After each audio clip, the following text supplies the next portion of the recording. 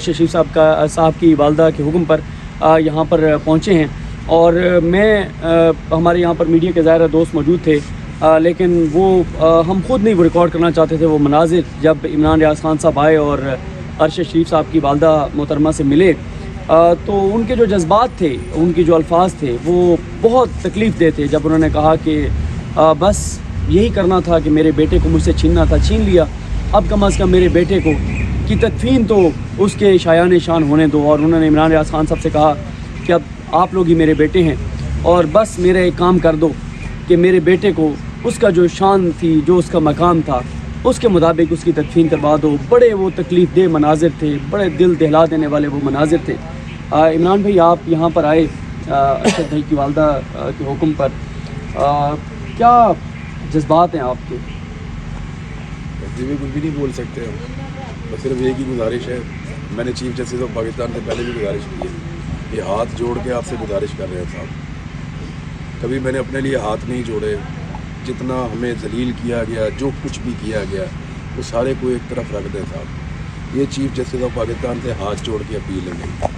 میں نے آج تک کسی کے آگے ہاتھ نہیں جوڑے. وہ اندر ایک ماں انتظار کر رہی ہے اپنے بیٹے کا، اس نے اپنا بیٹا، اپنا شوق اس مٹی کو دیا ہے. ایک دن میں اس گھر سے 2 لاشیں ہوتی ہیں. وہ جو دفنانے والا تھا آج وہ بھی چھن گیا. اس کو اس کا بیٹا صرف لا دیں خدا کا واسطہ. یہ آپ کی ریاست کر سکتی ہے، یہ آپ کی حکومت کر سکتی ہے. وہاں ایمبیسی آپ لوگوں کے کنٹرول میں ہے. یہ آپ ہمیں کر کے دیکھ سکتے ہیں. جو چاہیے اپنے آپ کو بیچ کر ہم دیں گے. جس چیز کی سہولت چاہیے، جتنا پیسہ چاہیے، ہم اپنا سب کچھ بیچ کر دیں گے. یہ ہاتھ جوڑ رہے ہیں آپ کے آگے خدا کا واسطہ. ان کے بیٹے کی لاش ان کو دیتے ہیں بچے. وہ ماں ایک ہی بات کہہ رہی ہے کہ میرے بیٹے کو عزت کے ساتھ دفن کریں، اور یہ تم لوگوں کی ذمہ داری ہے. ہم یہیں کھڑے رہیں گے، ہاتھ جوڑ کے اپیل کر رہے ہیں. اللہ کا واسطہ ہے کہ اس کے بیٹے کی لاش لانے میں ہماری مدد کریں. اور یہ چیف جسٹس آف پاکستان آپ سے ہے. اسٹیبلشمنٹ کے اوپر ہمیں کوئی، ان کے سینے کے اندر جو ہے وہ دل نہیں ہے، پتھر ہے ان کے سینے میں. نہ ہمیں اسٹیبلشمنٹ سے کوئی امید ہے، نہ اس گورنمنٹ سے کوئی امید ہے. ابھی تک سو رہے ہیں. یہ سورج اوپر آ گیا. نہ یہ رات ختم ہو رہی تھی، نہ سفر ختم ہو رہا تھا. میں جیسے اسلام آباد پہنچا ہوں لاہور سے، میں نے اتنا برا سفر کبھی نہیں کیا. مجھے بار بار ایسے لگتا تھا میں ابھی اٹھ جاؤں گا، سو رہا ہوں اور یہ سارا ایک خواب ہوگا. لیکن بدقسمتی سے ہم یہ دن دیکھ رہے ہیں.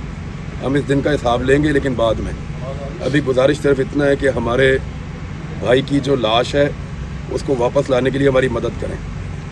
وہاں پہ آپ کے پاس ایمبیسی ہے، آپ کے پاس وہاں پہ نظام ہے. ہمارے وہاں تک ہاتھ نہیں جا سکتے. ہم مجبور ہیں، بندھے ہوئے ہیں. بس کسی طرح اتنا کروا دیں چیف جسٹس آف پاکستان کہ ہمارے بھائی کی لاش یہاں تک پہنچائیں.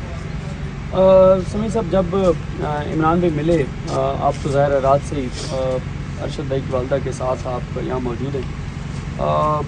جب وہ ملے عمران بھائی تو ان کے الفاظ یہ تھے کہ 2 بیٹے تھے، ایک پہلے چلا گیا اور ایک آج چلا گیا. اور یہی انہوں نے کہا کہ میرا بیٹا واپس نہیں آ سکتا، لیکن میں یہی کہتی ہوں کہ جو اس کی شان تھی، جو اس کا مقام تھا، اس شان اور اس مقام کے مطابق اس کو دفن تو کرنے دو.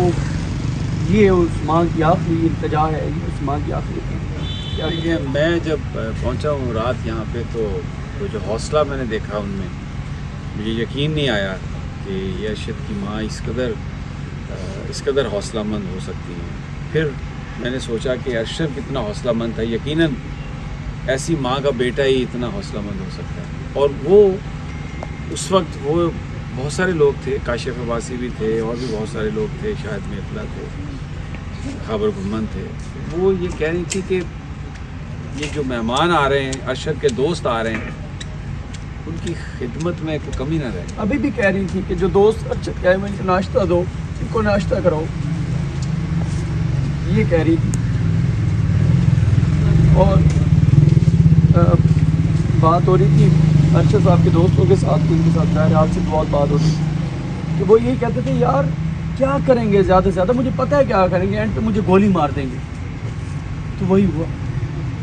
ادھر ایک دن یہ پارلیمنٹ ہاؤس میں وہ سینٹ کی کوئی کمیٹی ہے، جب لوگوں کو کوئی مارتا ہے تو وہ لوگ بیٹھتے ہیں اور بیٹھ کے کوئی وہ بات چیت کرتے ہیں. ان کی کمیٹی بنی ہوئی ہے پھر ایک انفارمیشن کی ہے, انہوں نے کوئی ہمیں 2-3 دفعہ بلایا, ہم وہاں شکایت لگاتے تھے, بتاتے تھے کہ ہمارے ساتھ یہ ہو رہا ہے. سب سے اچھا ارشد بھائی بتاتا تھا, ایک ایک چیز کاغذ نکال کے تفصیلات کے ساتھ, کانسٹیٹیوشن آف پاکستان پڑھ کے اور پوری تیاری کے ساتھ ارشد بھائی آتے تھے اور وہ بتاتے تھے. اس دن وہاں سے باہر نکلے نا تو ادھر کی گاڑی کھڑی ہوگی شاید ارشد بھائی کی, وہ گاڑی لے کر تو جا رہے تھے, تو میں نے رستے میں روک لیا. میں نے کہا بھائی اکیلے مت پھرا کرو آپ یہاں پہ, آپ کو پتہ ہے آپ نے 100 دشمن بنا لیے ہیں, کوئی آپ کے اوپر حملہ کرے گا, کوئی بدتمیزی کرے گا تو یہ بعد میں برداشت نہیں ہوگی ہم سے, تو ایسے مت کرو, میں کوئی بندوبست کرتا ہوں, آپ اکیلے مت پھرو شہر میں. ڈر اس کے پاس سے ہی نہیں گزرا تھا. آپ یہ سوچیں کہ اتنا بہادر آدمی, اس کے لیے انہوں نے کتنی زمین تنگ کی ہوگی کہ وہ یہ ملک چھوڑ کر گیا. کتنا وہ پاکستان سے پیار کرتا تھا. یعنی میں نے اس سے اگر حب الوطنی سیکھنی ہے نا تو ارشد شریف سے سیکھنی ہے. اس نے گلہ بھی نہیں کیا یار اپنے منہ سے کبھی, وہ اپنی بات تو کرتا ہی نہیں تھا, وہ تو دوسروں کی بات کرتا تھا. کبھی اس کو یہ کہتے سنا مجھے یہ کر دیا یا مجھے یہ کہہ دیا, میں یہاں پہ اپنی تو ایف آئی آر کی بھی بات نہیں کرتا میں تھا. اسی لیے یہاں پہ وہ بات بتانا چاہتا ہوں, جب عمران ریاض خان صاحب اور سمیع ابراہیم صاحب اور ارشد شریف صاحب یہ سب اسلام آباد ہائی کورٹ میں پیش ہوئے, تو وہاں سے ہم نکلے تو فیصل چودھری صاحب نے کہا کہ جی آپ میرے آفس آ جائیں, وہاں پہ کچھ ڈسکشن کرتے ہیں, کیونکہ اس وقت یہ مشورہ ہو رہا تھا کہ کیا ہمیں سپریم کورٹ بھی چلے جانا چاہیے, کیونکہ ایف آئی آر مختلف شہروں میں اتنی جورسڈکشن اسلام آباد ہائی کورٹ کی نہیں تھی. تو ہم فیصل چودھری صاحب کے آفس میں بیٹھے تھے, جو فواد چودھری صاحب کے بھائی ہیں. وہاں پہ ڈسکشن ہو رہی تھی بہت زیادہ. تو ارشد صاحب کہہ رہے تھے عمران ریاض خان صاحب کو کہ یار تم جو ہے نا, تم نے اسلام آباد سے نہیں نکلنا, تم نے اسلام آباد سے نہیں جانا. اور مجھے یاد ہے اس دن آپ نے کہا کہ ارشد بھائی پھر ٹھیک ہے میں اپنی فیملی کو کال کرتا ہوں, ان کو بلا لیتا ہوں. ویسے بھی وہ کہہ رہے تھے تو میں جی بھی چلا جاتا ہوں, ذرا وہاں گھوم پھر کے آ جاتا ہوں, لیکن اسلام آباد سے نہیں. لیکن پھر آپ کہیں کہ یار میں نے جانا تو ہے, میں جاؤں گا. وہ بار بار آپ کو یہ بات کہہ رہے تھے کہ نہیں یار عمران تم نے نہیں جانا, مجھے یاد ہے یہی رہنا ہے. میں نے اس دن بات میں نے چھیڑ دی, میں نے کہا کوئی ایک پکڑا جائے گا تو سب اس کا ساتھ دیجیے گا باقی لوگ نا. تو میرے کہا بھائی آپ نے کہا تھا کہ یہ تو بڑا اوبیس ہے, ڈاکٹر محیط بھی ایسی ہی بات کرتے, باقی سب یہی کہہ رہے تھے. تو مجھے یاد ہے کہ میں جب وہاں سے اس دن نکل رہا تھا نا, تو مجھے یہاں بازو سے پکڑ کے ارشد بھائی نے کہا مجھے پتہ ہے تیرے دماغ میں کیا چل رہا ہے, تو نے نہیں بات آنا.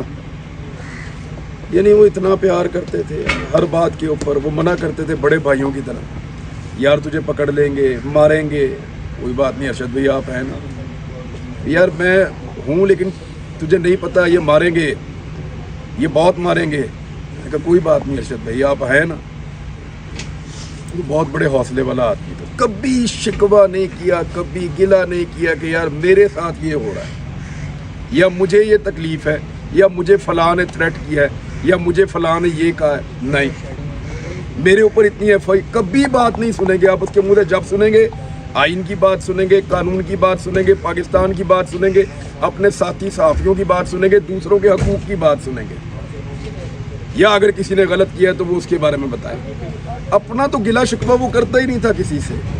کتنی تکلیف تھی میں آپ کو بتاتا ہوں, بے شمار لوگ ان سے رابطہ کرتے تھے اور انہیں کہتے تھے کہ ارشد بھائی ہم یہ ارینج کرنا چاہتے ہیں آپ کے لیے. کم سے کم 1 درجن کے قریب لوگوں نے میرے ساتھ رابطہ کیا کہ ارشد شریف جہاں بھی ہے آپ ہم سے رابطہ کریں, ہم ان کا پورا رہنے کا, ان کا ہر چیز کا بندوبست, ان کی سیکورٹی کا جس ملک میں وہ چاہیں گے ہم کرتے ہیں. دنیا بھر میں پاکستانی ہیں, بڑے وسائل والے لوگ ہیں, اور میں نے سب کو نمبر دیا ارشد بھائی, رابطہ کروایا, اور سب نے مجھے میکسیمم واپس یہ جواب دیا کہ یار وہ تو کسی کا احسان ہی نہیں لیتا, وہ کسی کو مانتا ہی نہیں, بولتا ہی نہیں ہے کسی کو کچھ. تو ارشد بھائی کو آپ ایک ٹائم کا